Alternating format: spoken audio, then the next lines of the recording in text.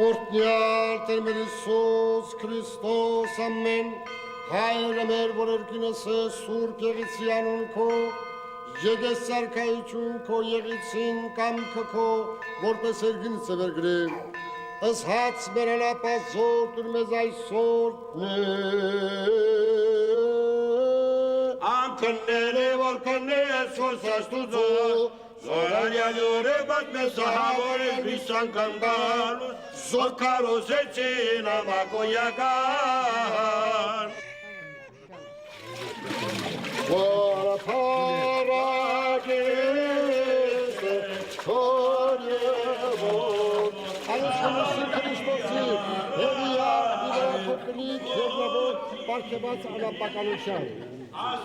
Բնիկ զանուսիչի Քրիստոսի Եղեցի քեզ հոտ, անուշության կենաց իկյանս, զիմ երբեք սասանեցիս, խաղաղությունն քեզ, փրկյալդ Աստծո, խաղաղությունն քեզ, օծյալդ Աստծո։ Համբուրի։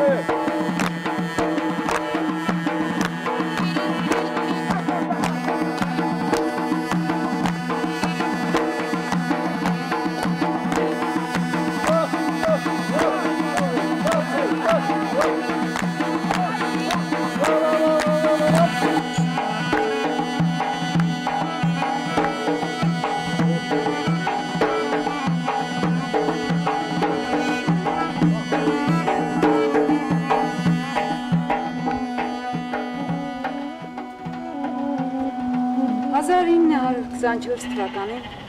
Թիֆլիսում ծնվեց մի երեխա։ Ծնողները նրան կնքեցին եւ անվանեցին Սարգիս Փարաջանյան։ Սակայն խորհրդային ժամանակաշրջանում ընդունված էր անուններին ռուսական հնչողություն տալ։ Եվ այսպիսով Սարգիս Փարաջանյանը դարձավ Սերգեյ Փարաջանով։ Հակասություններով լի բազմազգ Թիֆլիսում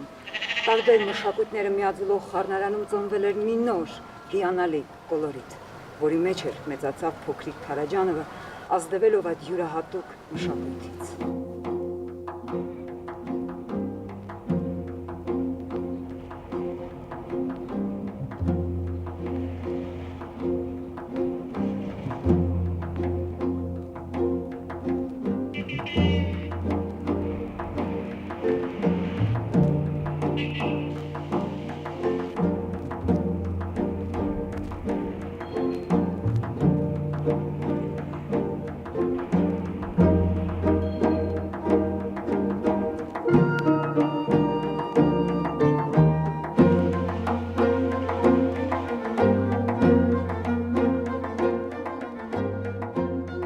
Սկզբում ես ջութակ նվագել էի սովորում, հետո ընդունվեցի բալետի դպրոց և ի վերջո սկսեցի երգեցողություն սովորել։ Բայց քանի որ ասում էին, թե ես բեմադրելու տաղանդ ունեմ, ընդունվեցի Մոսկվայի կինեմատոգրաֆիայի պետական ինստիտուտ։ Ռեժիսորությունն ապրելակերպ է։ Հանճարեղ ռեժիսոր կարելի է դառնալ միայն այն դեպքում, եթե հետաքրքիր մանկություն ես ունեցել։ Կինոնկարահանումը ժայթքող արվեստ է, էքստազ։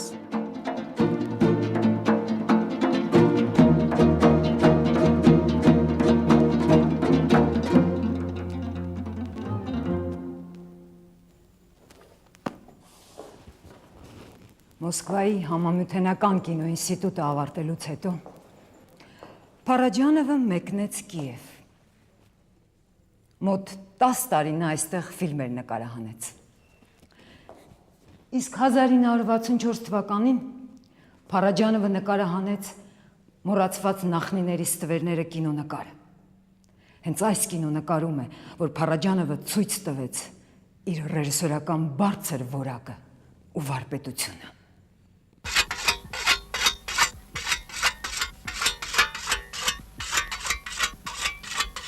Ինչ որ բան պատահեց ինձ, ողբերգության պես մի բան, դա փոխեց իմ մտածելակերպը։ Սկսեցի մտածել 3 հարթությամբ։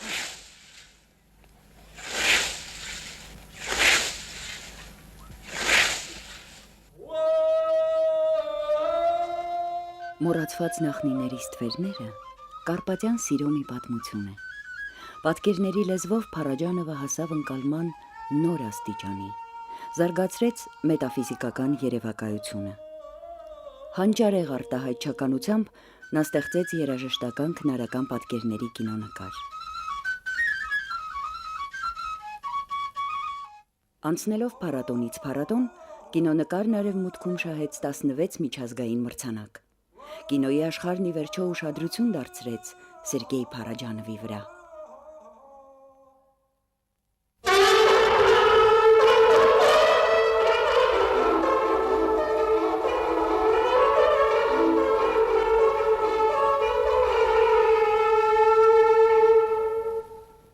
Փարաջանովի ոճը եւ արևմուտքում նրա ձեռք բերած համբավը դուր չեկան խորհրդային կինո չինովնիկներին։ Եվ նրանք որոշեցին պատժել նրան, արգելելով նրան ավելի քան 5 տարի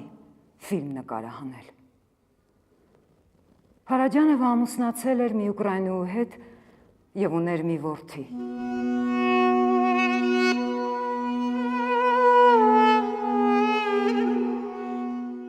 Քնից նոր արթնացած եւ դեռևս թմրած հազիվ եմ կարողանում տարբերել նրա ուրվա պատկերը արևի առաջին շողերում։ Նրա վարսերը ծածանվում են արշալույսի ցոլքերում։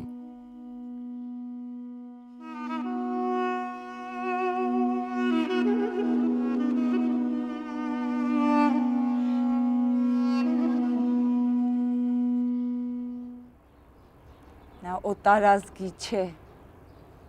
նա իմ հարսն է։ Արի բալաճ։ Նա իմ հարսն է։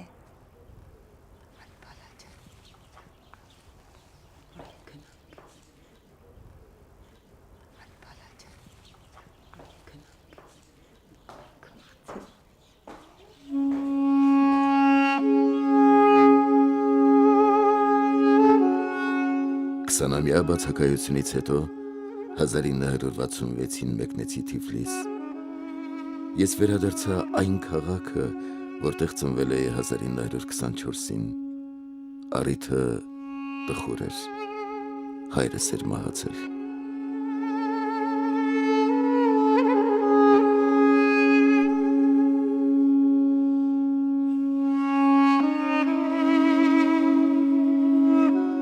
Լեռներն այլևս չէին աճում, կանգ էին առել։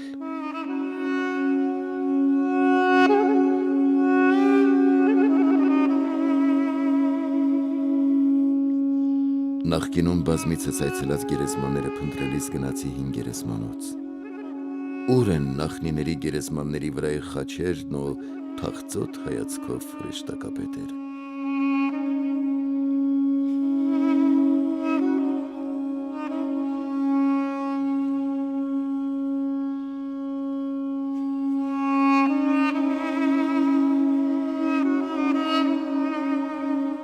Արդեն հայր էի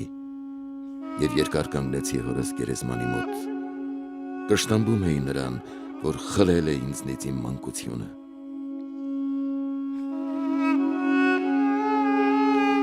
Բանտի երկար միջանցքները։ Ես թույլտվություն եմ ստանում այցելել հորս։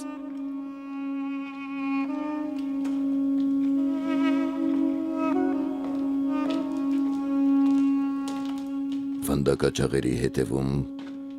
նստած է այն մարդը, որին ուղղված է իմ նախատինքը։ Ապա նա ինձ է մեկնում իմ մանկության տխուր ձիուկը։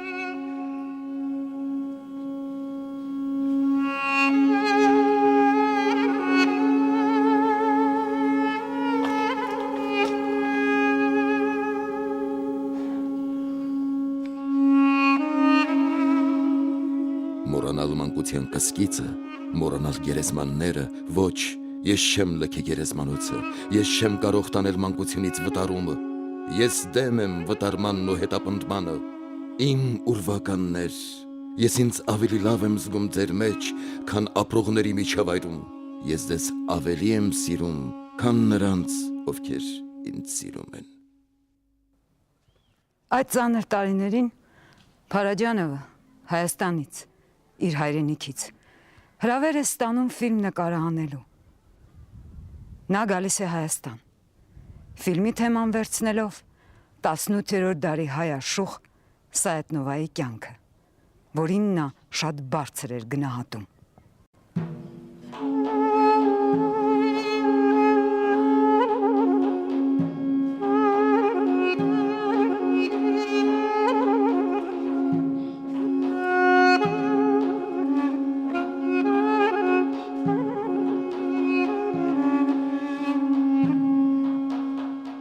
Դու սիրում ես Հայաստանը, ուզում ես այստեղ տուն գնել, բայց ինչու, քո տունը հայրենի հողն է։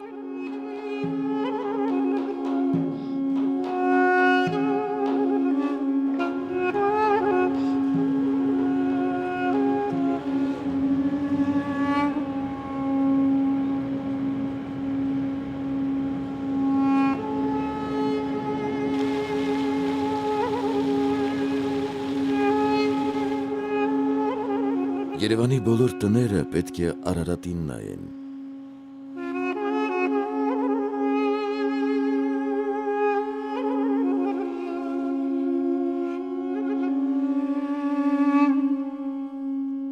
Ինչու է արյունդ պղտորվում, երբ Արարատին ես նայում։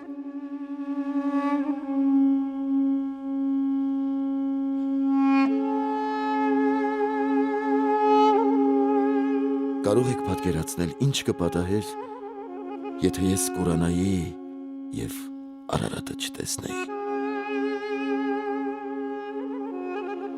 Եվ այստեղ Փարաջանովը նկարահանեց իր Սայաթ-Նովա կինոնկարը։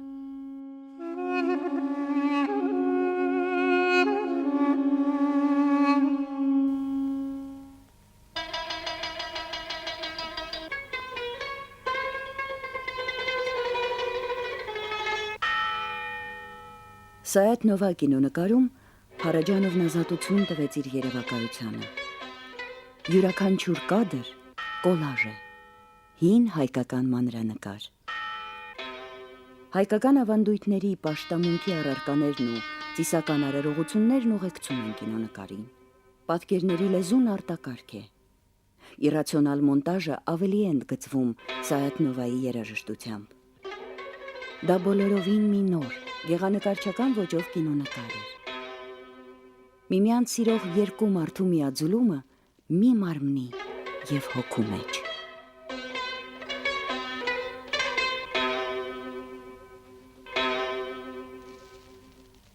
Հաճախ սիրեցյալները հանդես են գալիս նույն կերպարով։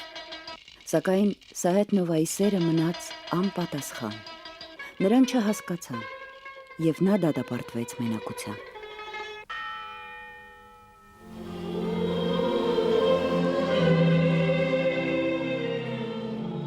Փարաջանովի հետաքրքրությունը առեղծվածայինի նկատմամբ գալիս է մանկությունից։ Նա բավական վաղ սկսեց հաճախել եկեղեցի և խորապես տպավորվեց հին Աստվածաշնչի ձեռագրերի մանրանկարներով, որոնք հետագայում իրենց ազդեցությունը պետք է թողնեին նրա գործունեության վրա։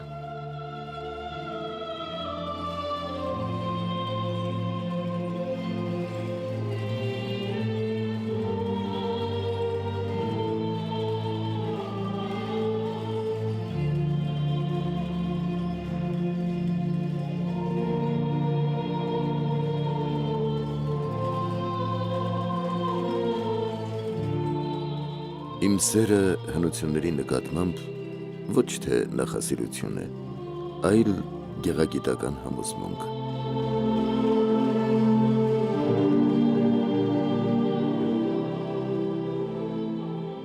Սայաթնովա ֆիլմը նկարանելուց հետո իմ վախ համակեց։ Նա վախենում էր, որ ֆիլմը կարգելվի, որովհետև դա մի հանդուգն մարտահրավեր էր պահպանողական խորհրդային կինոաշխարհին։ Փարաջանովը ինքը անձամբ ներկայացրեց իր ֆիլմը շատերին, եւ ինչպես ինքն էր կանխատեսել, ֆիլմի ցուցադրումը արգելվեց։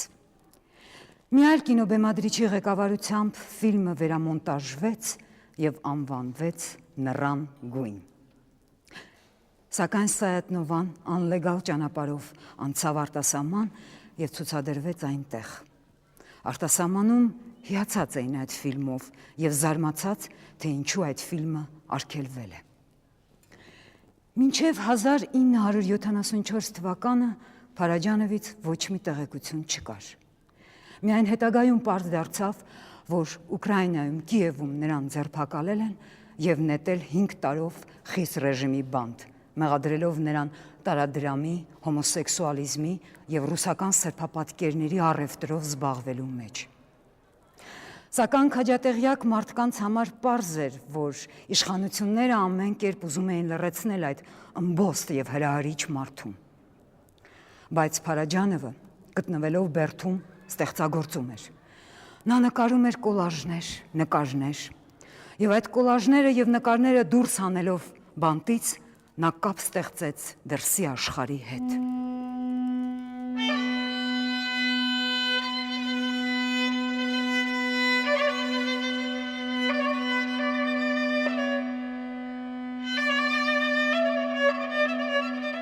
Չորս տարի ես բանտում էի, ամեն օր մեկ կոլաժ և բազմաթիվ գծանկարներ էի պատրաստում։ Տարիներ անցկացրի ծանրագույն պայմաններում, տարիներ, որոնք պետք է ջնջեի իմ գիտակցությունից։ Դրանք երկար տարիներ էին։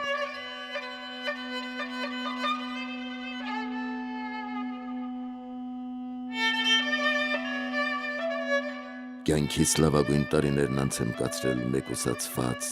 կեղտի ոչիլների մեջ, հանցագործների միջավայրում։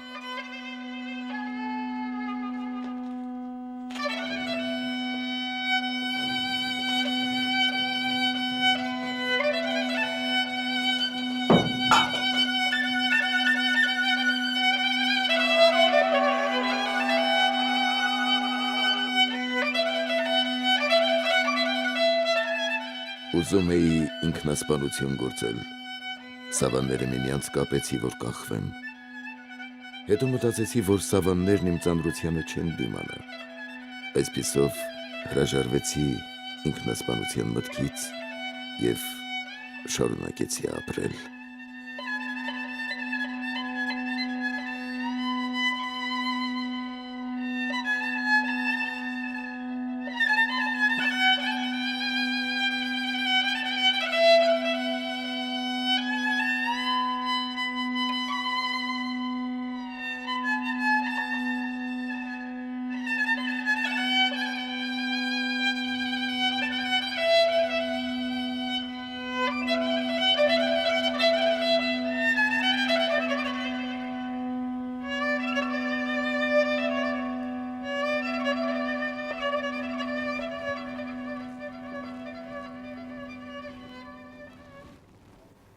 Երկու արևմտյան հանճարեղ կինոբեմադրիչներ, ինչպիսիք էին Ֆելինին, Վիսկոնտին, Անտոնիոնին, Գոդարը, Բենուելը, նամակ հղեցին խորհրդային իշխանությանը, խնդրելով պարզաբանել Փարաջանովի մասին։ Թե արևմուտքում և թե երկրի ներսում, ի պաշտպանություն Փարաջանովին արված աշխատանքները տվեցին իրենց արդյունքը։ 4 տարի բանտարկությունից հետո Փարաջանովը ազատ արձակվեց։ Նրան հնարավորություն տրվեց վերադառնալ Թբիլիսի։ Իսկ Թբիլիսիում Փարաջանովը գտնվում էր հսկողության տակ և չուներ աշխատանք։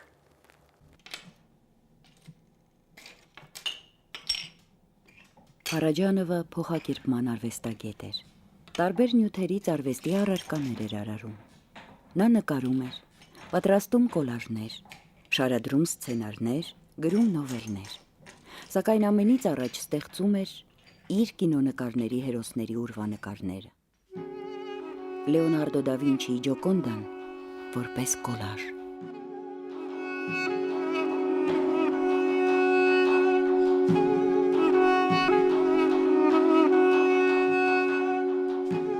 Փարաջանովը Մոննա Լիզային դիտում էր որպես նարցիսիզմ, սեփական անձի սիրո խորհրդանիշ։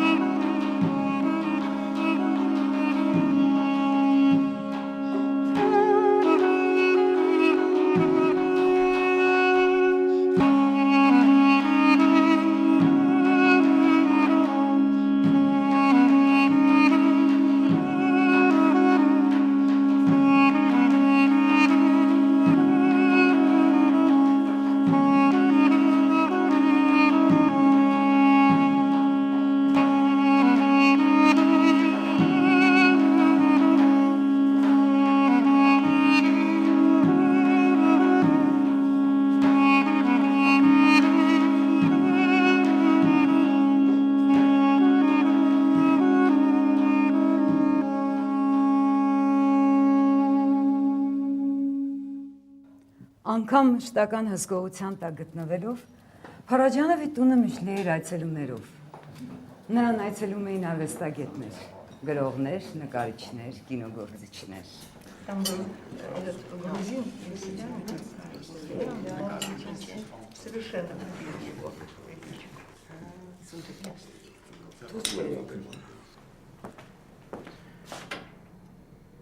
Վերկաց գնանք։ Հոգնած եմ, թող։ Բաչի գնանք։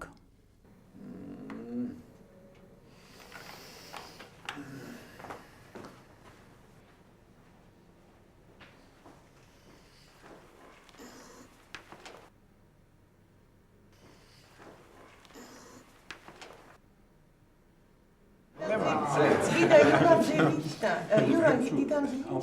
Лида.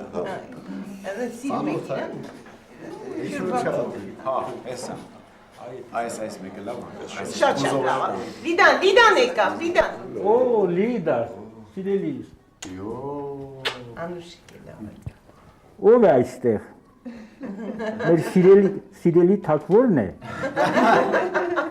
Օ, Լիդա ջան, ինչքան փորդ մեծանում, այնքան սիրունանում ես։ Յուրա գլխակը։ Տեսնես որ գլխակը։ Այ ամենալավը։ Այ պատրաստածն է։ Այ, սա է սպեսիալ կդնը։ Սազում է։ Լիդա ջան կինած։ Սաղն ես Լիդա ջան։ Պես գեղեցի, անուշիկ։ Հարցազրույց ես ուզում։ Հանվիր։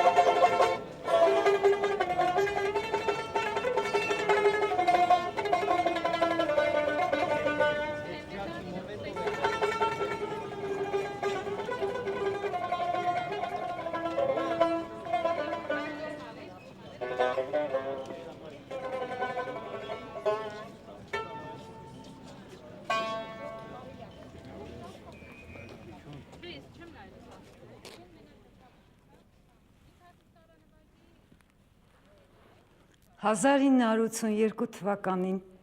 Թբիլիսիում Փարաջանովին նորից ձերբակալեցին։ Նա Մոսկվայում հրապարակավ բողոքել էր իր գործընկերներից մեկին հետապնդելու համար։ Բայց նրա ընկերները եւ բարեկամները դիմեցին վրացական կառավարություն, խնդրելով ազատել Փարաջանովին եւ հնարավորություն տալ նրան ֆիլմ նկարահանելու։ Նրան առաջարկվեց նկարահանել մի վրացական լեգենդ։ 15 տարի ընդմիջումից հետո Փարաջանովը իրավունք ստացավ ֆիլմ նկարահանելու։ Դա լեգենդ Սուրամի Բերդի մասին կինոնկարն էր։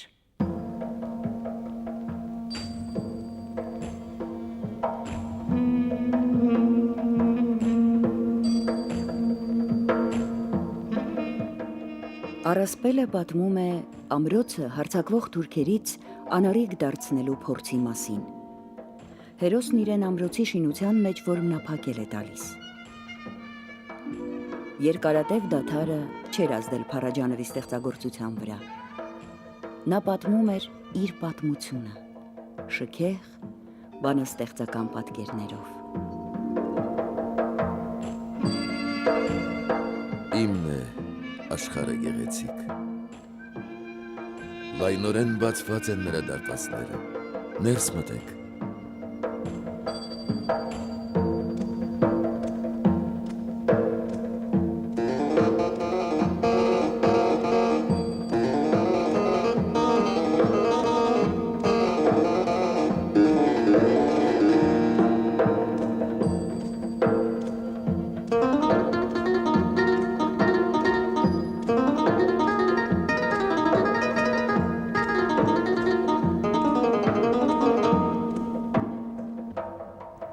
Լեգենդ Սուրամի Բերդի մասին կինոնկարը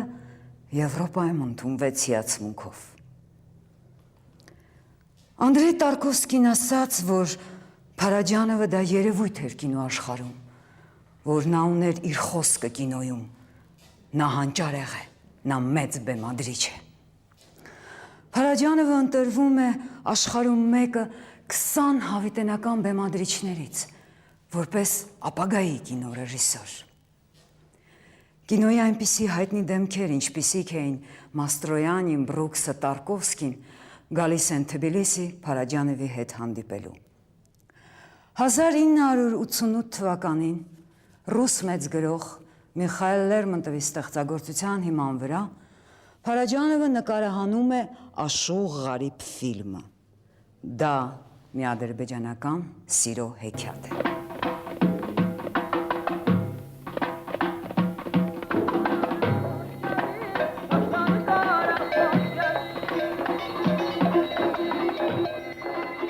Աշուղ Ղարիբը պատմությունն է մի խեղճ աշուղի մասին, որը պետք է անցնի դժվար փորձությունների միջով,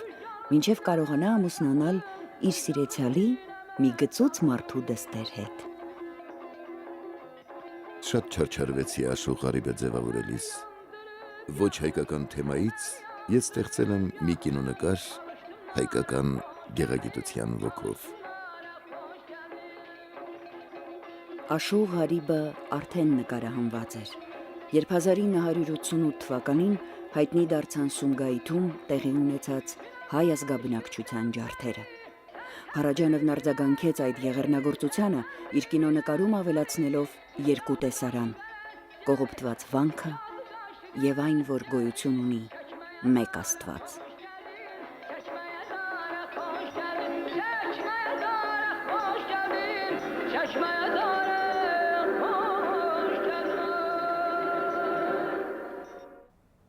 «1989 թվականին Աշուղ Ղարիբ ֆիլմը սովետական ֆիլմերի մեջ ստացավ առաջին մրցանակը։ Փարաջանովը այդ ֆիլմը նվիրեց իր վաղամեռիկ ընկերոջ Անդրեյ Տարկովսկու հիշատակին։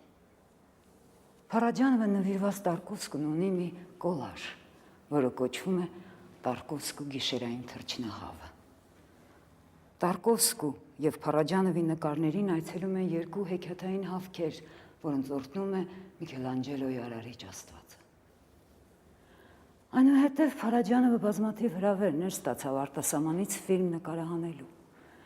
Սակայն նա բոլոր հրավերները մերժում էր, պատճառաբանելով, որ նա չի կարող ստեղծագործել օտարության մեջ։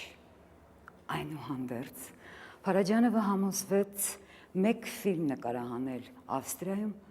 Պուշկինի, Մոցարտ և Սալերի պոեմի հիման վրա։ Փարաջանովը պայմանագիր էր կնքել և մի քանի կերպարների էսքիզներ արել։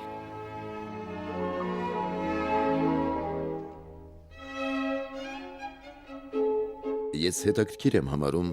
Ավստրիայում Մոցարտի և Սալերի մասին պատմության նկարահանման աշխատանքը։ Այդ երկիրը հարուստ է թեմատիկ մոտիվներով։ Ցանկանում եմ այդ նյութը նկարահանել պուշկինյան տարբերակով։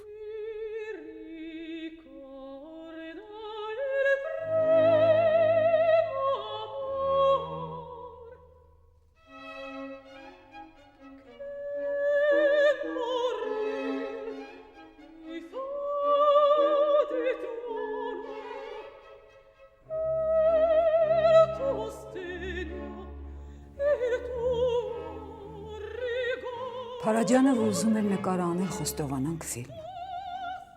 Ֆիլմը արդեն պատրաստ էր նկարահանման։ Եվ նրա արտադրումը պետք է տեղի ունենար Հայֆիլմ կինոստուդիայում։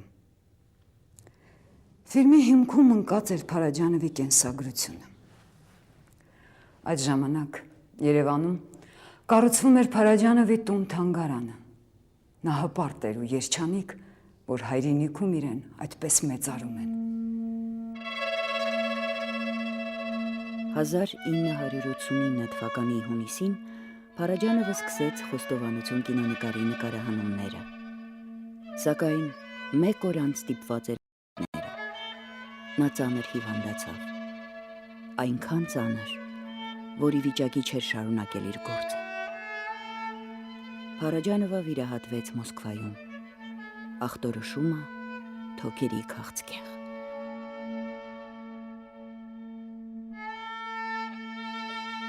Փարաջանովի տուն-թանգարանի ապագա տնօրենին գրած մի նամակում մահացու հիվանդ ռեժիսորը խնդրում է հնարավորինս շուտ Թիֆլիսից Երևան տեղափոխել իր գեղարվեստական ստեղծագործությունները։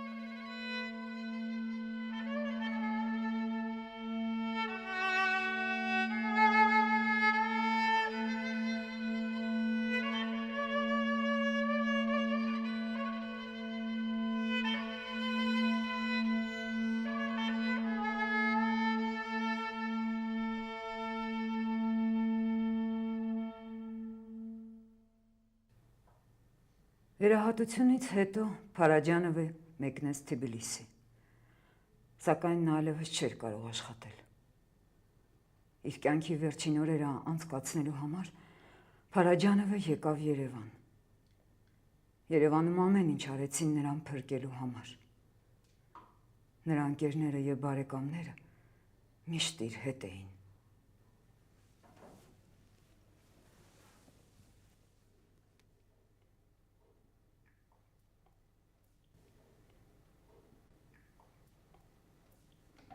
Սերգեյ, մի հատ չնվագենք։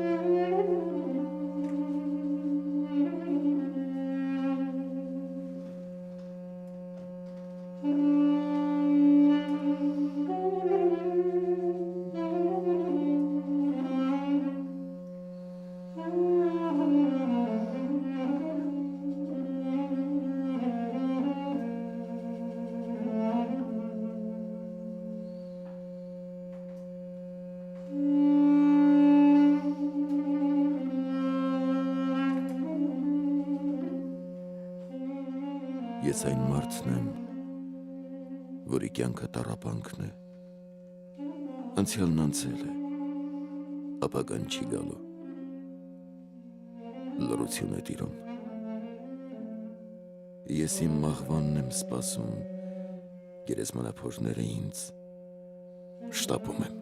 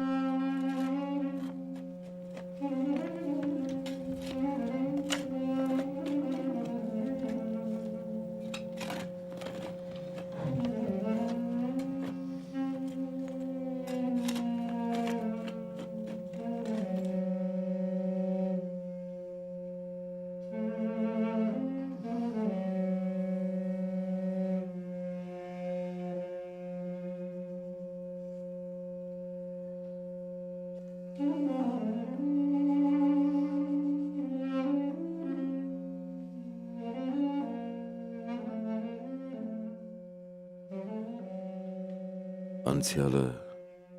անցել է, լռություն է տիրում, ես իմ մահվանն եմ սպասում։